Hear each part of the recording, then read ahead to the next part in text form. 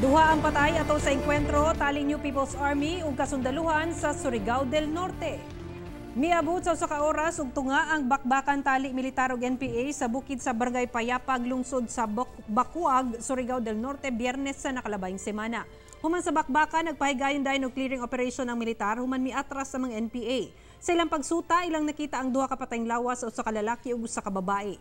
Naila ang mga namatay nga sila si Annalyn Baid alias Jinky, 19 anyos, taga Barangay Mahanog, lungsod sa Gigakit, ug Mavel Valleser alias RK, 21 anyos, taga Barangay Budlingin, lungsod sa Alegria sa Surigao del Norte. Na-recover sa mga dapit ang usa ka AK-47, M16 rifle, mga bala, mga medisina ug mga subversibong dokumento. Galing sa mga residente doon. So normally, pag sa amin yan, we have to conduct combat operation para i-verify na kung talagang meron talagang presence ng armado doon. Di ba?